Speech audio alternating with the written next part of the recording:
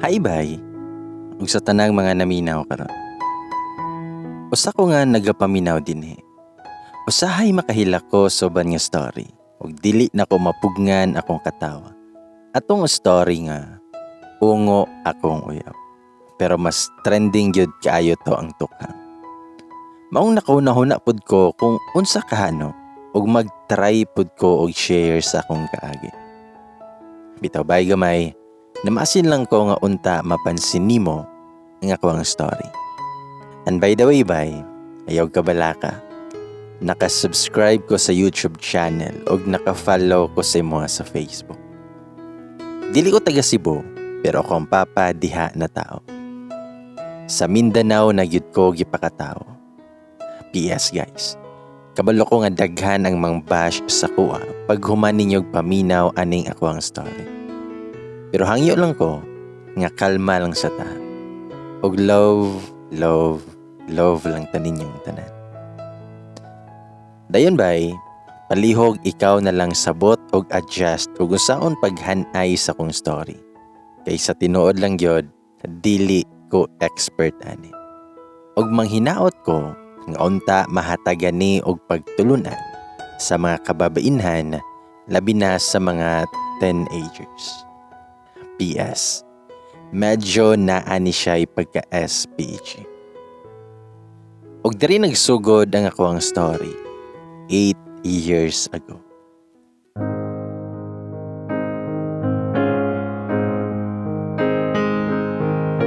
Ako aramang share guys katong mga part ra nga ako ang nahinumduman.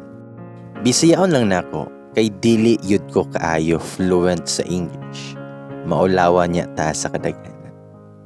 So sugdan na nato ang istorya. Itago lang ko bay sa pangalan nga Mayra. Naa sa 30 na kapin ang pangidaron ug nanay mga anak. Dili kay ko gwapa, then mora na ko. 5'4" ang height ug medyo slim pero sakto lang sa panlasa nga naagyoy maibog sa ko ang beauty. Sa dili pang hinambog, ubay-ubay pod ang nongyab nako during my high school and college days. Solong anak ra ko sa ko ang ginikanan. Pareho sila nga negosyante nga sakop sa Mindanao. Sobra kakugihan na kong papa. Mapinanggaon kaayo ug priority jud mi niya bisan siyahang kabisi sa negosyo basta kay love kaayo mi ni papa. Gipadako ko sa ko ang papa nga spoiled kay lagi ako ra ang solo nga anak nila. Mao pagtuon nako tanang gusto nako pwede nako makuha. Dili pod mi anang adunahan kaayo pero tungod sa paningkamot sa kong ginikanan maong ubay-ubay na gyud ilahang napundar ikan sa mga nagkalinlain nila nga gitukod nga negosyo. Og kalit lang niabot ang mga pagsulay katong 13 years old ko. Nadiskrasya sila habang paadtuon ta sila didto sa napalit nila nga yuta. Natabang pa si mama og nadala pa sa ospital pero pagkaugma nisunod po dayon siya kay papa. Nabanggaan sila og pampasaherong bus kay nawad-an daw og preno. Sa tinuod lang, di na ko kayang dawaton. Nag-wild ko pagkabalo na ako. Grabe na kong syagit hangtod nawad-an ko sa tingo. Grabe na kong hinila. Gusto na pod ko muuban sila ha sa lubnganan. Grabe kaayo si Lord. Nakaingon ko nga, nganong sila pamangyod nga duha. Wala man lang gibilin maskin isa sa kuha. Sakit kaayo nga kalit lang ko nga gikuhaan o ginikanan. Wala na ako ang mapinanggaon kaayo nga mga ginikanan. Masaan ako pag-start sa kinabuhi nga wala na sila. Perte na kamingaw among Pinoyanan. Magtulo na lang perme akong luha habang ginagakos na ako ilahang mga sanina. Human sa 40 days, ikuyog na ko sa kong lolo o lola. Kay sila na ang gusto mag-alaga sa kuha. Dili ko nila gusto biyaan nga nag-inusara sa balay namo. Solo gihapon nga anak akong mama. Maong sakit kay silang part. Nga sila nga ginikanan, mao ang naghatod sa lubnganan sa ilahang anak. Ang grabing pakiluoy sa kong lola nga mag-uban mi, kay ako na lang daw ang nag-inusar nga nabilin sila. Maningkamot mi nga makabangon og madawat nga hinay-hinay ang panghitabo.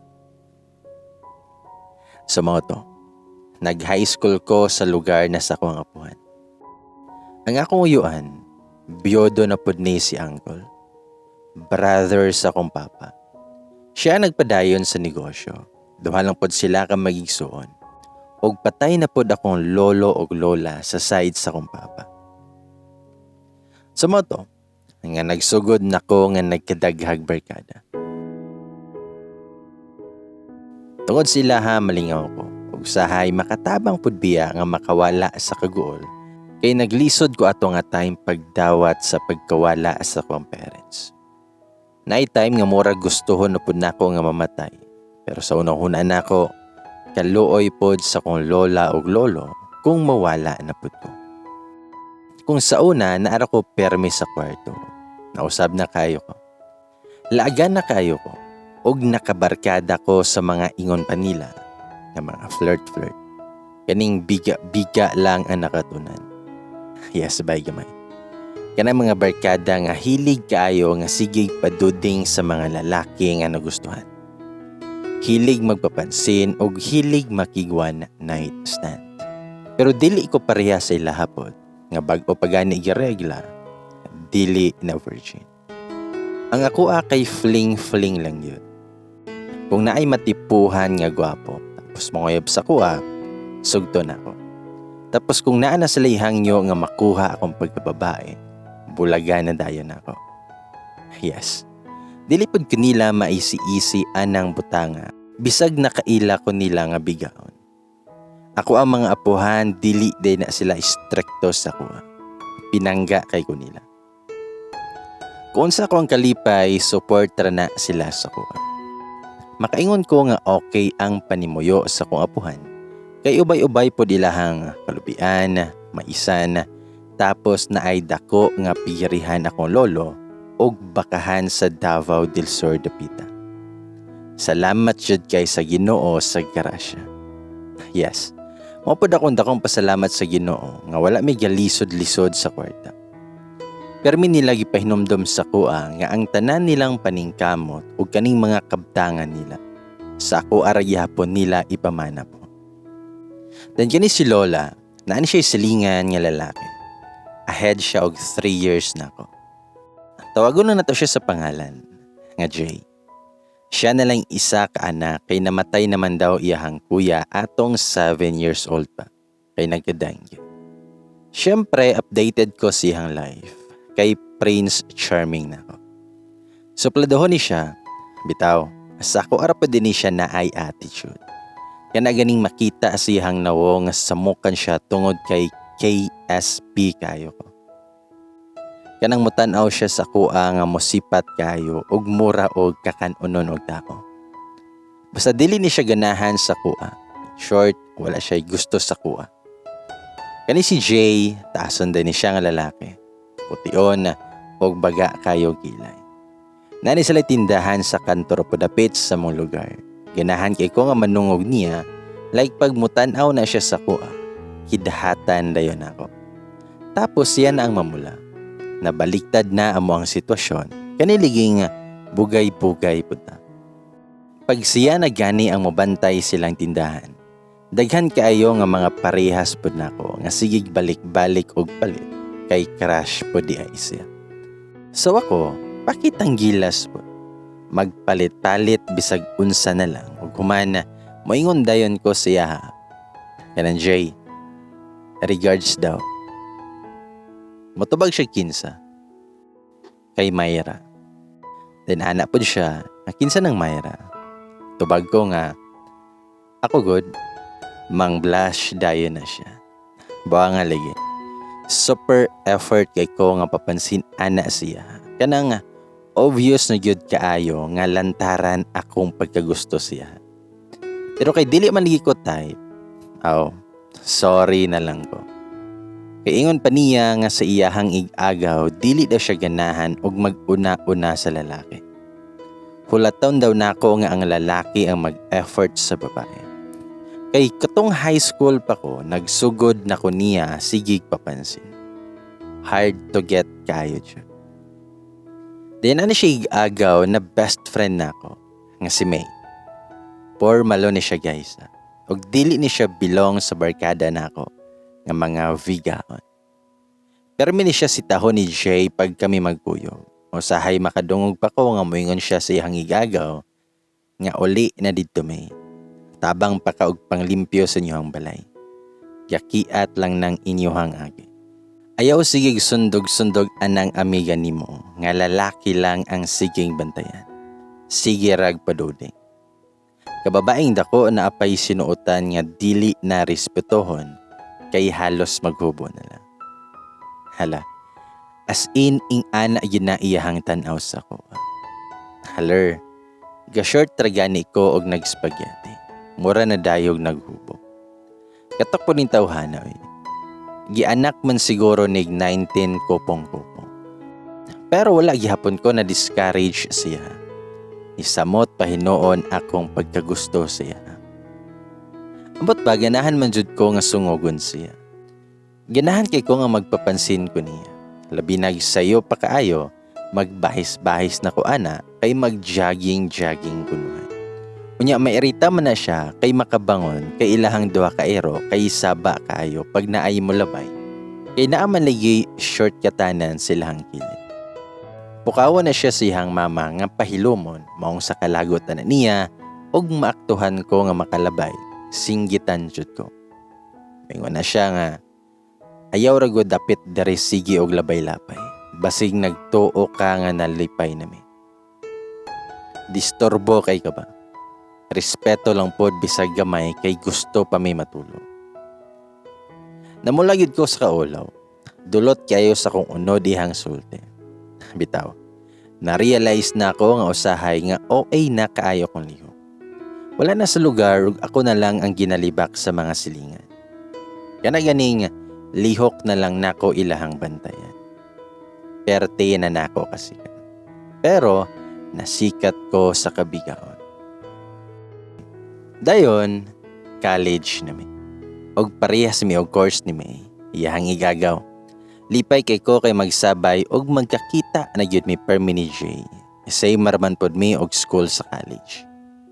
Ambot nga na sa kong nahuna bay, isa dyan siya nga nagpa-challenge sa kong kinabuhi.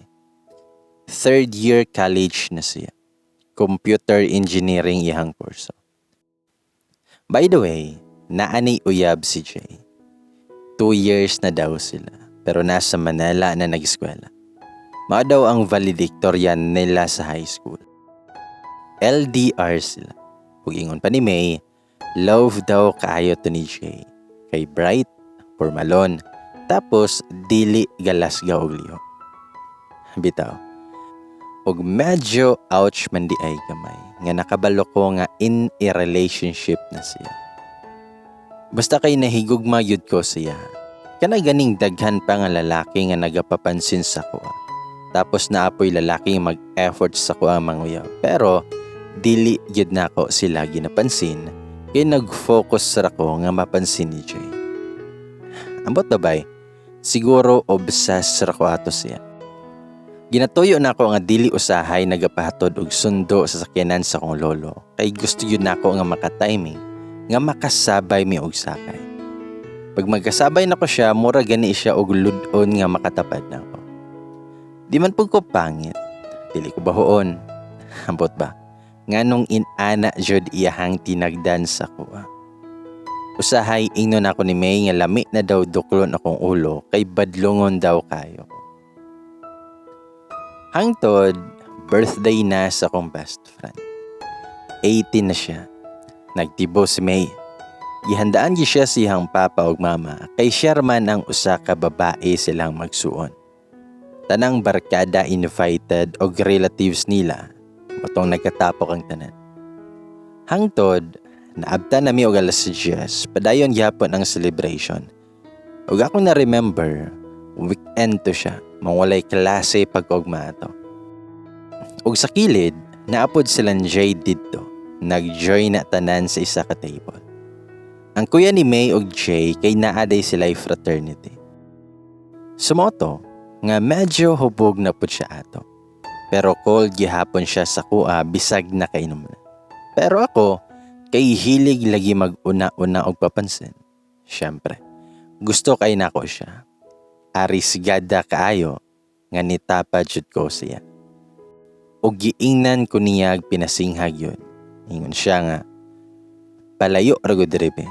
Didto ka uban sa mga babae kay lalaki ni diri nga tapo. Ing-ana jud ang pagkasulti niya. Sakita ligibay, ug ulaw sa mga bisita kay bisag nakainom ko, chill ra ko nga gangisi-ngisi pero sakit na gyud to sa kuha. Ambot nga no kahapon nga lakiha, morman permi nga girigla pag makita ko. Maong ako pod nga niingon og, okay, sorry. Ulaw kaayo nga mura gani ko kahilakon nato. So namalhin na lang pod mi sa kong tulo ka barkada. Ambot bitaw bay nga nung nasakitan ko ato.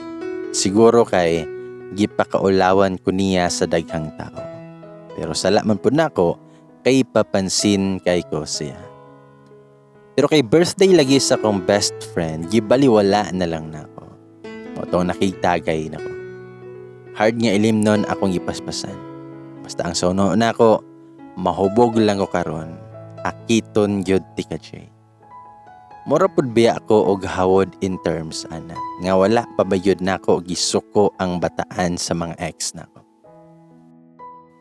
Until hapit na 2 a.m. ato. Nikalit na silang Jay og join sa mong table. Og natingala ko nga nitapad na siya nako.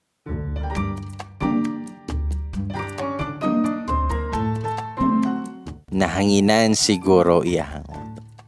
Ako pod, kay medyo nakainom na, niya sige na kog smile. Akong batasan pag mahubog, sige ismile, unya mukalit ra pod ko hilak. Hambot ba? Mukalit ra kog hilak nga mingawon ko sa kong ginikanan pag mahubog na ko. Ug natingala ko sa kong paghilak na ko, kay kalit lang nga gihimas ni Jay ako ang likod. Mora gi-comfort ko niya. Natingala bitaw ko atong oras nga nung nikalit na siya og ka-concern sa kuha. Piningon siya sa kuha. Nga tara, ihatod na ta ka sa inyo ha kay hubog na ka. Gitutukan ako siya ug nahibulong ko. Nitalab na siguro ako ang sigig ampo nga pansinon ako niya. Sumoto, nga gihatod ko niya. Pag-abot na sa gate, niingon siya nga sige na, sulod na. O gigunita niya akong kamot o gipislit-pislit. Mura kog nanginit sa gibuhat niya. So ako, wala na ko nakaantos. Kay plano gid biya nako nga isidus siya. So ako siyang gigakos. Ako siyang giingnan og thank you. Kanang gakos nako nga gisulod nako ang isa kamot sa t-shirt siya likod. Nga nagimas-himas. Pagkakataon na ninako kay hubog pod bitaw ko. Tapos siya pod ni response og nigakos. Ana dayon siya nga basin makamata imuhang lolo og lola. Anak ko nga dili man sila mo bakod kung moabot ko gikaglaag kay naaman ko isusi. So ana siya nga okay raman ka ha nga ihatod ti ka sa sulod. Kay basin na ay makita sa tuwa diri sa gawas.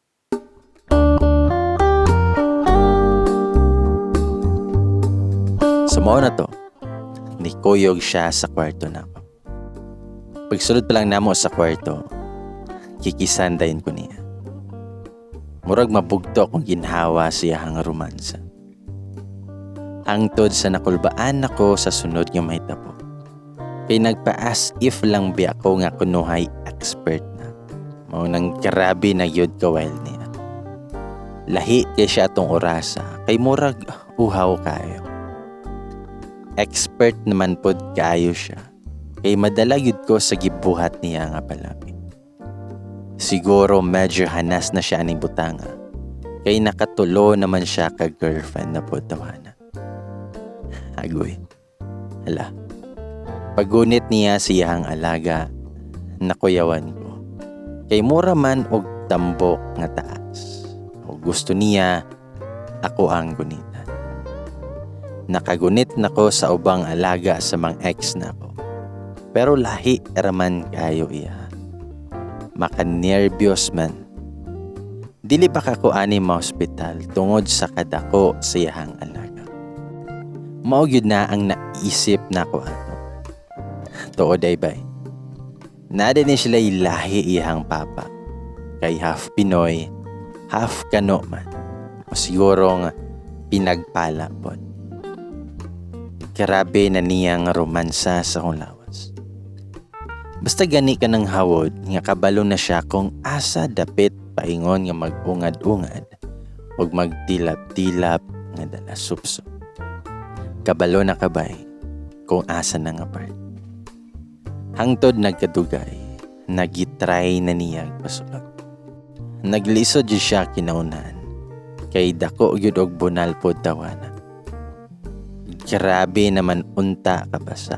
Pero kabila nga beses nga sigihan niya og pugos nga masulod. Kanang ma-feel nako nga sakit nga murag ipalayo nako iyahang lawas para iyahang tanggalon. Tapos ingnon ko niya nga relax lang ligid. Ayaw sigig liho og sabay nga gikalitan niya og pasulod. Hoy, grabe yun kasakit nga murag akong kaugatan ato na nga puton. Grabe man kahaptos. Kay pag mangihi, dili man masabtan. Grabe yun namong singuta. Nakawasan yun may sa kahubo. Pagkita na mo, ningon siya sa kuha. Nga nung wala man ka nagsulti, nga ako pa di ayang una. Wala ra ko nitubag, pero sa huna-huna na ako. Naunsa gud ni siya. Alangan mag-ipanabi na ako sa katawan. Nga virgin pa ko. Mga 3 a.m. nakape na siguro to nga nakamata ko kay gikisan akong liwa. Gididehan pa niya ako ang dad. Iyahang giungad-ungad ang angay o karon. As in, na-feel na nako ang kagahi siyahang kargada. Taod-taod nang inigahi pag-ayo o giusban na pod niya og tusok ako ang flower. Then mga alas 4 kapin, nag-alarm gyud siya kay lisod nagmabuntagan. Ipukaw ko niya kay muuli na daw siya kay basin makatulog daw siya sa kwarto nako. Ug makit-an siya sa akong apuhan. Ug daghan makita ang mga silingan. Pero before siya nilakaw, nag-quickie na pud mi. Grabiha man niya hapdosa na yun kayo. Tapos niingon siya nga magkita daw mi sa mall pagkahapon. Nabueng na. Wala gihapon di ay kikapoy. Tapos gikuha niya akong number. Sumotong nagkita yun mi ato sa mall. Nangaon mi, natingala ko nga murag na usab naman ang treatment niya sa kuha. Siguro na feel na niya ang super duper in love ko siya. Grabe na ko og pasalamat sa Ginoo kay gidungog na akong pagampo. So after ato, nagsuroy-suroy sa mi sa park katong medyo ngit-ngit na. Ginan ko niya. Unsa man, biglang liko ta. Ningon din ko siya ha, nga hapdos pa pina. Itubag siya nga, usban na ranato na karon para mawala og malamian na likikan. Unsa man, deal? Sabay katawa. First time na ko nga nakita iyahang katawa sa kuha. Lipay na kay ko bisag ing atura iyahang ipakita sa kuha. So oto, nga naa na po'y nahitabo sa mua. Tulo ka beses. Og feel kayo na ko atong orasa. Kay nagtuo na pud ko nga na-develop na siya sa kuha. Nanghangyo siya nga mag-pick daw mi nga naa sulod sa kwarto. Pagkaugma ato, Monday na. Nanapoy klase. Nagsulti na sa ko si Jay nga nihangyo nga kung pwede sekreto lang amo ang relasyon. Moto nga nisunod ra ko kung unsa iyang gusto. Pag-abot og August atong tuiga, birthday na nako. 18 nako. Ug ako na pod ang magdipo. Pero walay celebration kay gihangyo man nako akong lolo ug lola nga dili nako magpa-party kay dili nako gusto nga mahago sila. Pero ang tinuod, gusto lang nako nga magkuyog raming duha ni Jay. Nag-overnight mi sa beach ug naay room didto nga pwedeng katulgan. Wala yun mi batia o kakapoy. Mura man gani mig nag-honeymoon. Nakahalata na pud ko nga sa gunso na niya nga ginapasulod tanan sa kuha. Nawala na niya gina-withdraw. Daghang higayon bay kanang taga-uli nga gikan sa eskwelahan. Naaman may kubo-kubo nga medyo distansya sa balay sa kong apuhan. Didto kunuhay mi ni May magbuhat og assignment.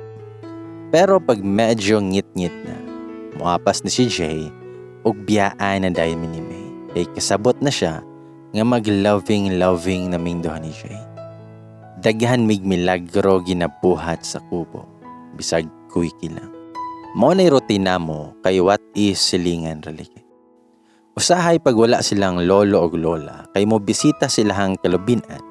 Labi nagnaay kupras, 2 days or 3 days na sila sa bukid. Dito na matulog si Jay sa balay. Basta mag-alarm lang yun siya og alas 4 sa kadlawon pag muli na.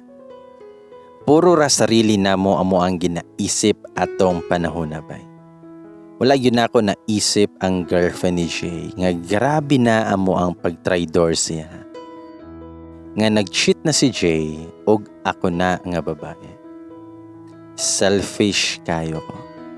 Kaya ang gusto lang nako ako ang ginaisip. Wala nako ginaisip unsa pod iyang bation pag makabalo. Grabe kayo no. Gayet. Oo. Kabalo ko nga daghan yung tao nga magyaw-yaw kay bigaon kay ko. Pero dawat pod nako kung unsa ako ang sayo. Hangtod usa ka adlaw, lain kayo kung lawas pagkabuntag. Kanang malipong gyud ko. Bisag unsaon nako og tindog kapuyon ko nga mutikang. Maong higda na pud kog balik. Tapos nagasukan ako. Motong nanawag ko kay Jay. Gipapalit nako siya og piti. Motong nahibal-an namong duha nga positive.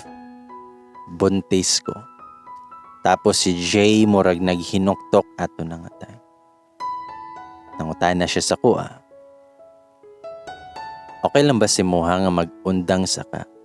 Tapos ako sa ang magpadayon kay para makatrabaho ko ug makasupport sa inyo ni baby po. So ako niingon ko nga, okay raman. Next year na lang ko magpadayon pag makapanganak na ko. So motoan na siya nga basta ayaw pasagdi si baby. Tapos hinay-hinay pag naka sa CR nga dili ka masay. Mura siya korek ato nga daghan kayong pahinumdom. Lahi rayud siya atong adlaw. Ato nga time nangita ko og panahon nga mosulti sa akong apuhan. Kay dili pa man klaro pod akong tiyan. Basta una-una na ako, happy lang ko para happy pod ako ang baby. Nagsekreto gihapon mi og kita ni Jay para moadto sa clinic para sa akong check-up ug mahatagan ko og vitamins pod. Wala pa pod gistoryahan ni Jay iyang pamilya kay basin malain ang iyang ginikanan. Kay hapit na pod biya siya mo graduate sa college. Ang papaday niya siman ug mama niya kay principal sa elementary. Dako na pod akong kausaban sukad nga nabuntis ko. Tanan nga dili ganahan ni Jay, ako ano pod niya ginihinay og usab. Kung sa una dili ko halos makit-an sa balay, karon baliktad na. Nagpuyo na ko permi sa balay. Siyempre natingala na ang mga silingan nga chismosa og libakera kay wala nakakita sa kuha. Ug tanang panamit na ko, nausab na po. Nag-t-shirt na lang ko og hangtod tuhod nga short. Gipaitom na nako akong buhok. Basta gibuhat nako ang pag-usab kay gusto nako nga ma-proud si Jay sa kuha.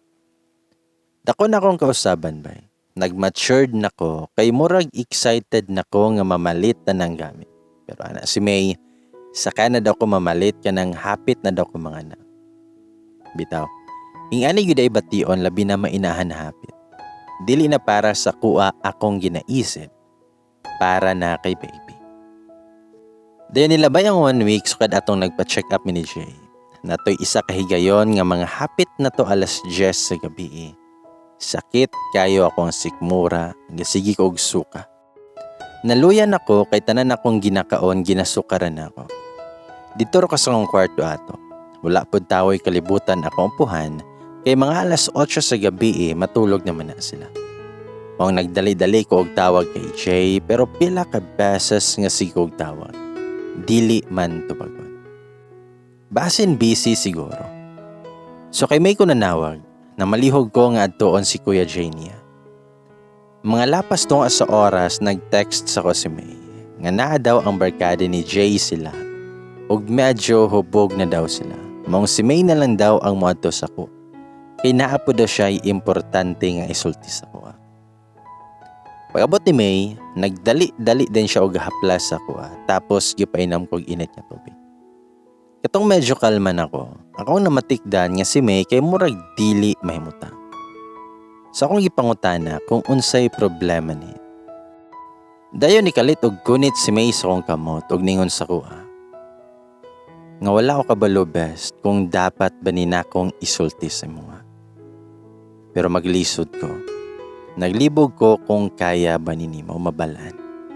Labi na nga buntis ka. Dili ko gusto nga ako'y ma-blame unsay mahitabo nimo. Pero ningon ko siya nga best. Bisag unsa pa na sultian ko nimo. Unsa magud na? Og gikuha niya iyang cellphone. Og naa siya gi-play nga recording. Pag kuman ako og paminaw ato bay gamay. Mura kog kahilakon nga walay luha nga mogawas sa mata. Wala ko katingog. Kanang lami kay magwal. Og lami kayo isinggit hangtod mahurot akong tingog.